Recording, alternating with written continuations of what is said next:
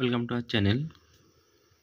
Class 8-এর প্রথম পর্যায়ক্রমিক মূল্যায়নের অঙ্কের কিছু এমসিকিউ অঙ্ক দেখছি আমরা। কি বলছে না, 2662কে কোন ক্ষুদ্রতম সংখ্যা দিয়ে ভাগ করলে ভাগফল পূর্ণঘন সংখ্যা হবে।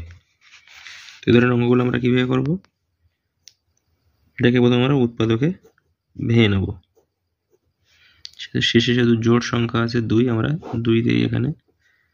2 একে 2, 3 দুগুণে 6, 3 দুগুণে 6, 2 একে 2, ঠিক আছে। 13 31, এটা 11 খাবে, ঠিক আছে। 13-এর মধ্যে 11 একবার যায়, এখানে একটা 2 থাকে, তাহলে 23, 11 দুগুণে 22, 1 থাকে, 11কে 11। তাহলে এটাকে যদি আমরা আবার 11 দিয়ে ভাঙি, 12-এর মধ্যে 11 একবার যায়, 1 থাকে, 11কে 11। তাহলে 2 6 6 2, এটাকে আমরা ভাঙলে পাচ্ছি 2 into 11 into 11 into 11, 2 into 11 cube. এই যে 2টা বেশি হচ্ছে, ঠিক আছে। এটাকে যদি আমরা 2 দিয়ে ভাগ করি, এটাকে আমরা 2 দিয়ে ভাগ করবো, তাহলে 2 কেটে যাবে, এটা একটা পূর্ণঘন সংখ্যা থাকবে, ঠিক আছে। তাহলে এতকে কোন ক্ষুদ্রতম সংখ্যা দিয়ে ভাগ করলে ভাগফল পূর্ণঘন সংখ্যা হবে। এখানে অ্যান্সার হয়ে যাবে 2 দিয়ে ভাগ করতে হবে, ঠিক আছে। 2 দিয়ে ভাগ করলে যেহেতু এটা 2 বেশি আছে, 2টা থাকবে না। পরে আমরা কি বলছি না, সরল করো x plus Y into x square minus x Y plus Y square plus X minus Y into x square plus x Y plus Y square.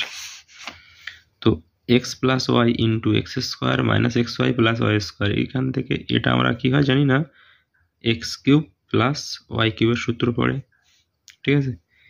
X plus Y into x square minus x Y plus Y square, এটুকু আমাদের একটা সূত্র পড়ছে কি না, x cube plus y cube plus এই প্লাসটা আমরা এখানে দিলাম, x minus Y into x square plus x Y plus Y square, এটা আমাদের একটা সূত্র হয় x cube minus y cube.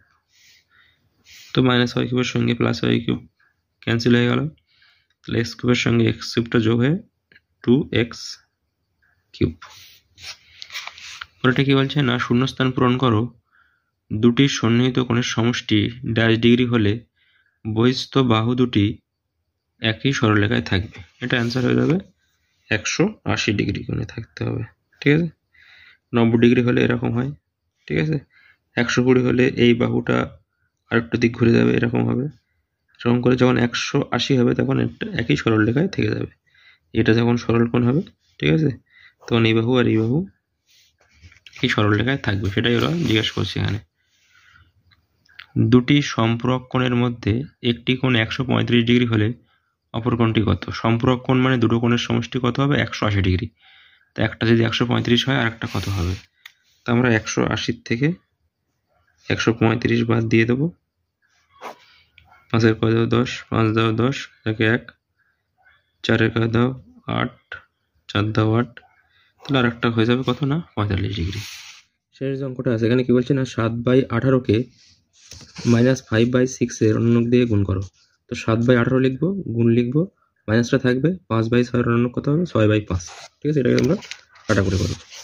তো 7/18 ইন্টু মাইনাস, উপরে হয়ে যাবে 6, নিচে হয়ে যাবে 5, মাইনাস দিয়ে অনুন্নক মানে 5/6 অনুন্নক 6/5 হবে, ঠিক আছে।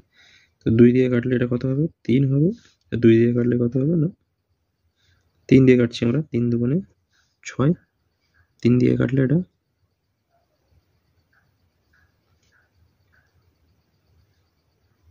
3 6 18, তো 2 1 2, ঠিক আছে। 3 দুগুণে 6, তো উপরে যাচ্ছে আমাদের 7 1 7, ঘরে কত হচ্ছে 3 5 15, আগে একটা মাইনাস আছে, -7/15।